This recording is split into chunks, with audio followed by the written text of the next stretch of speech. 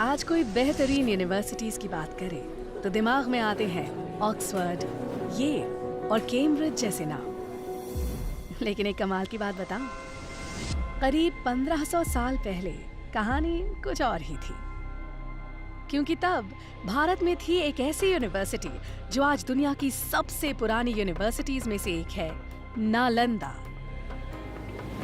नालंदा शब्द 3 शब्दों से बना है, न प्लस आलम प्लस दा। इसका मतलब है एक ऐसा उपहार जिसकी कोई सीमा ना हो। वाकई जैसा नाम वैसा काम। इस यूनिवर्सिटी में ज्ञान का भंडार था। यहाँ सिर्फ धार्मिक ग्रंथ ही नहीं बल्कि लिटरेचर, थियोलॉजी, लॉजिक, मेडिसिन और फिलॉसफी जैसे कई सब्जेक्ट्स पढ़ाए जाते थे। और तो और हर सब्जेक्ट का भरपूर ज्ञान देने के लिए बनाई गई थी 9 मंजिला लाइब्रेरी, जिसमें लाख 2 लाख नहीं 90 लाख से भी ज्यादा बुक्स और मैन्युस्क्रिप्ट्स थी। ये यूनिवर्सिटी 700 साल तक दुनिया को सीख देती रही।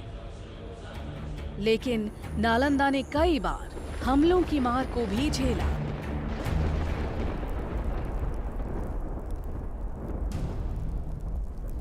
आखिरकार 12वीं शताब्दी में एक हमले में बख्तियार खिलजी ने नालंदा को जला दिया। और माना जाता है कि इसकी लाइब्रेरी 3 महीने तक जलती रही और ज्ञान का वो खजाना जो संभाल कर रखा गया था धुएं में खो गया। उस वक्त जब नालंदा कई बुलंदियों को छू रही थी, वो एक महाविहार यानी विशाल बौद्ध मठ का हिस्सा थी, जिसके खंडहर आज भी 57 एकड़ में फैली इस साइट में नजर आते हैं।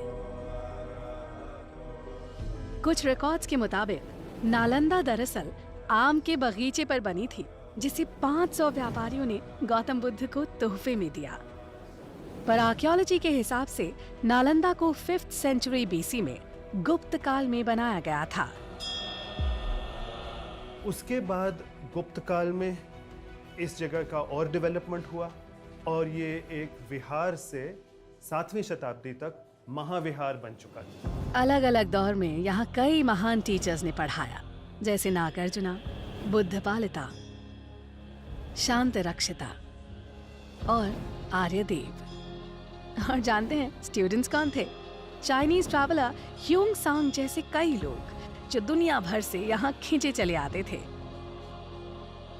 यहाँ पर पूरे विश्व से, चीन से, म्यांमार से, श्रीलंका से अनेक प्रांतों के लोग इस जगह पर शिक्षा ग्रहण करने के लिए आया करते थे इस महाविहार में।